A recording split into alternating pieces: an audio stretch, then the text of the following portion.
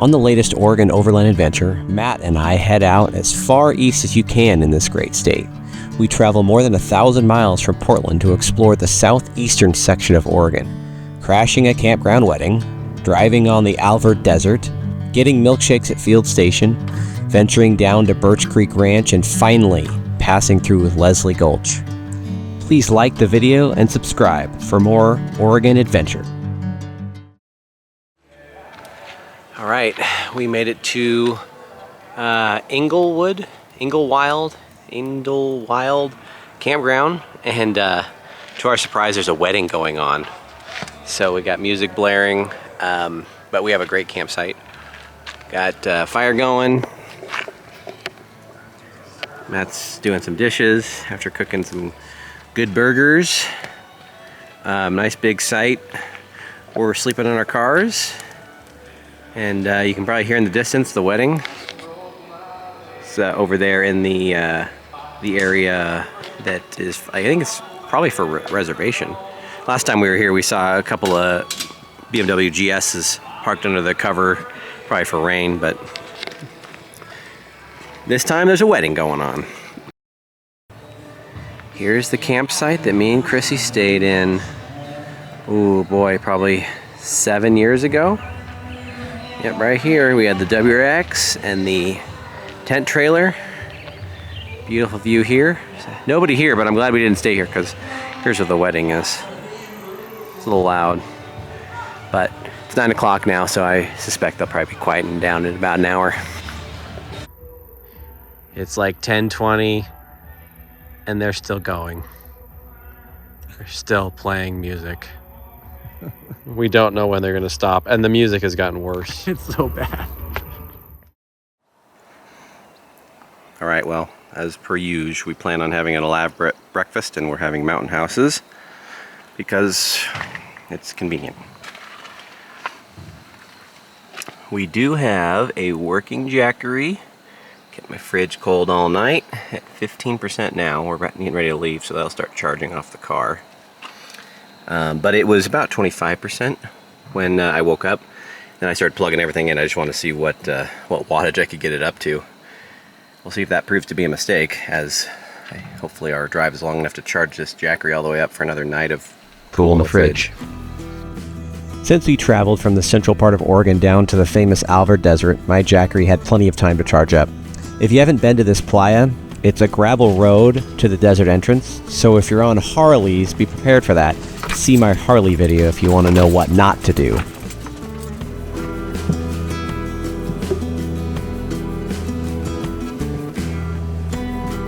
Nice.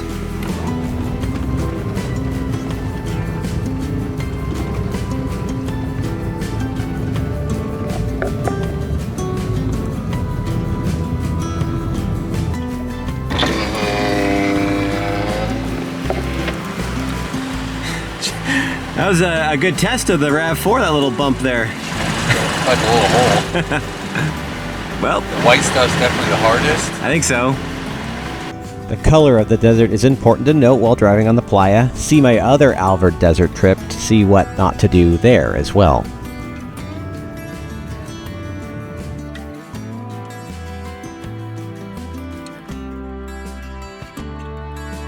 All right, we made it to the famous Field Station. Got a Kit Kat milkshake coming. It's pretty famous. Pretty famous. Been around since 1881. Is that a fact? That's what it says on the hat. Oh, that's cool.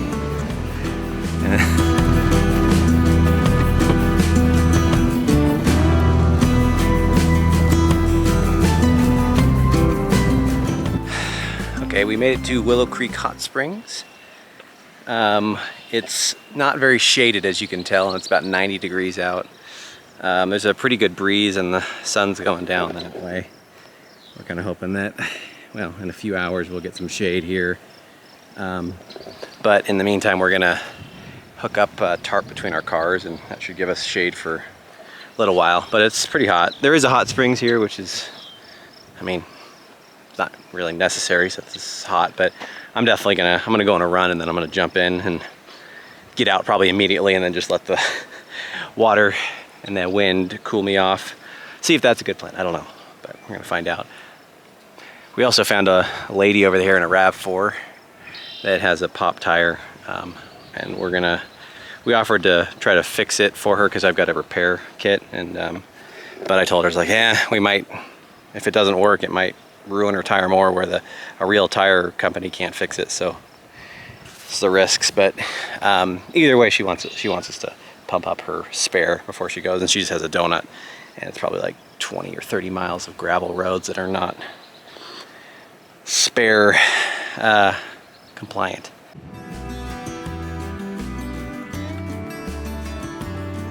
We decided to keep pushing that afternoon to Cow Lakes due to the heat and the remaining daylight. Here's a good shot of the Steens Mountains off in the distance.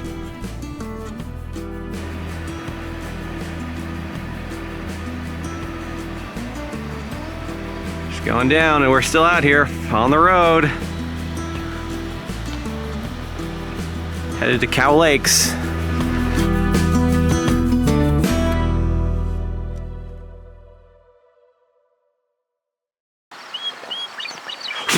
Well, we're at Cow Lakes Campground. We're down kind of by it's called the Narrows, in between the two lakes. There's a big lake over there, and billions of mosquitoes. We're trying to stay moving. Oh,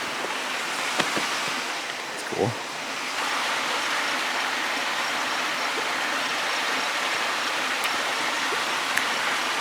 Yeah, we're getting overrun by mosquitoes. Oh. 6 or 7 of them. Let's get out of here. Well, I've been trying to get from Cow Lakes to the historic Birch Ranch and the Coffeepot Crater, and on the map it looks like you can kind of get from one place to another, but when we're going through, it's just we're running into. One of them was a road that went right through somebody's like property, and not just their property, like their house. Like the road went between their house and their garage, and there were dogs out. So we're like, I don't think we should be here. We turned around, and then found another route that was kind of it was a slow route, very narrow, kind of overgrown, and we get halfway there and we run into a no trespassing private property sign. So I don't know. I'm not sure if you can call Cow Lakes a campground that is easily accessed by Coffeepot Crater or the Birch Ranch. So I think you might have to do a whole different trip for that, or a whole different night anyway. So we're going to Jordan Valley to get gas, maybe get another thing of ice, and then we'll reassess where we're at. It's only 9:30, so we're still doing pretty good. We've been driving for probably an hour and a half, 2 hours, and we've gotten almost nowhere. But now we're gonna head back to a main road and see where we're at. We know we can get to Birch Creek from Jordan Valley, but it might be, I think it's probably gonna take us about an hour to get back to Jordan Valley, and then yeah, we'll see. It's fun though. We got an early start, so everything's still looking pretty good.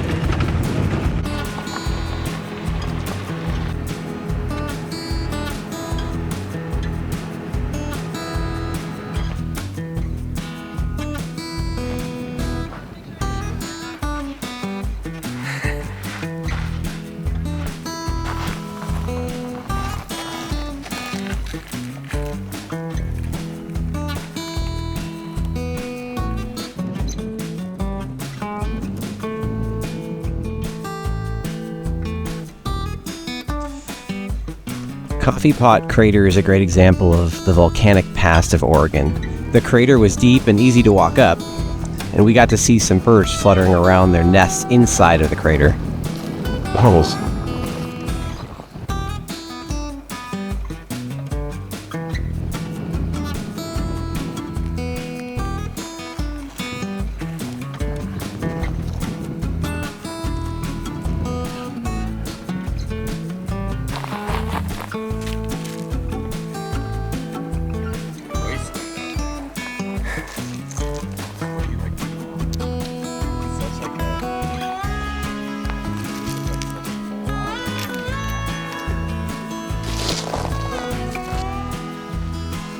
made it to Birch Creek Historic Ranch, and it was an amazing road. I was kind of surprised that they don't tell you.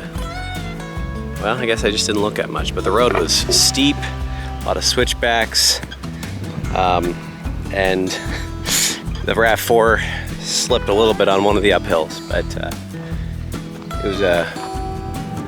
it's a cool ranch. It's hot though, man. It's like 85.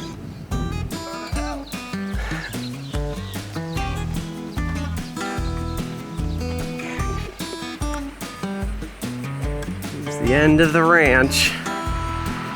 It's the Owyhee River. I think a lot of these campgrounds that are along the river are for like river campers, people floating down the river. Got another cool kind of camp site just on the other side of that ridge is where our last one that we were just looking at was.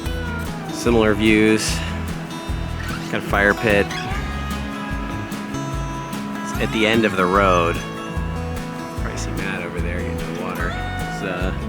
It's going to be good too, but it's a long ways from home.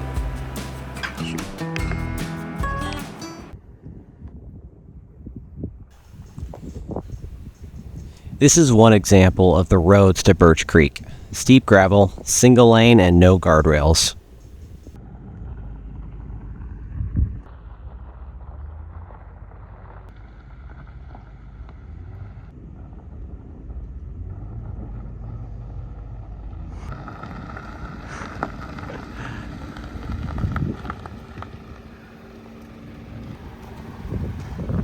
Stressful. It was stressful, wasn't it? Yep. I feel similarly. I could put my foot fully down, and I was still just like, it was like down. Mine lost power, like it went, like it was shifting. I was like, ah! Whew. Well, I think that. That's the steepness. Yeah, we have a couple of those other ones, but they have switchbacks that we can kind of rest. I feel like I need to speed. Me too. Oh, all right. Yeah, I made it to Leslie Gulch. I think almost 6 o'clock local time, 5 o'clock our time. It's pretty though.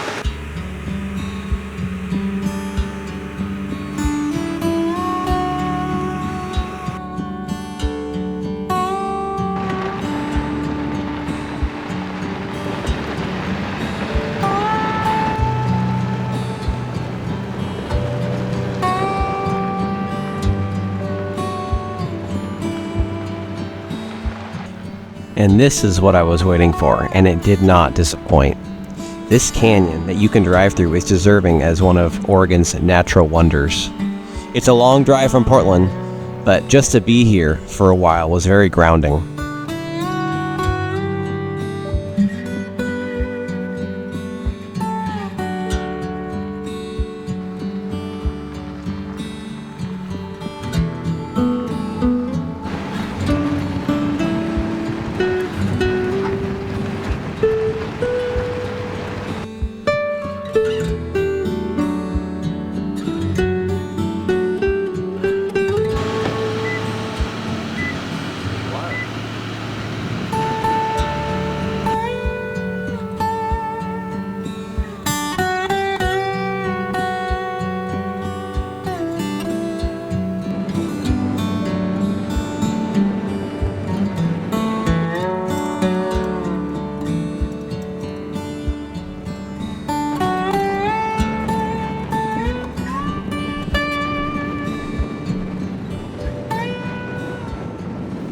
The road through Leslie Gulch eventually ends up at a dead end, and here is the campground.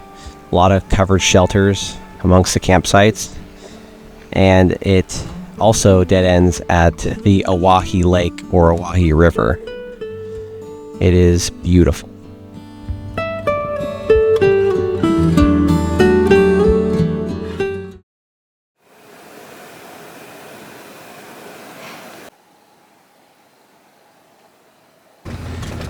Alright, we're leaving Leslie Gulch. It was a very hot night last night. It was did not cool off in the cars, and there were bugs, so we couldn't really roll down the windows, so it was kind of a miserable night's sleep. But it's about 7:03, well, 8:03 local time, 7:03 Pacific time. We're rolling out. See a little cloud cover, which is kind of like, you always have to be careful apparently out here with the rain. Once it rains, everything changes. Tonight we're planning on probably camping somewhere off I-84, because the other campground was Succor Creek, I think, and that one we're gonna probably get there by 9. So that won't be a good camp spot. So yeah, we'll roll out and take a whole bunch of food with us that we didn't eat. And note to future self, take 50% less food. Actually, take 75% less food. Just take mountain houses and snacks. That's all you need. There's no need for anything else. It's way too complicated, way too much stuff, and it doesn't taste that much better for the cost of the space and the money. So that's an easy one. Another note to self, rooftop tent probably would be very helpful. And I bought 5 bundles of wood and haven't even opened them yet. We've had 2 fires, but we've been able to burn the wood we found. We've been finding wood at campgrounds, like near the fire pits, or we cut our own. Like we brought stuff we didn't need, and we don't have the stuff we do need. So yeah, but it's been, I mean, not complaining, it's just learning, and it's been great.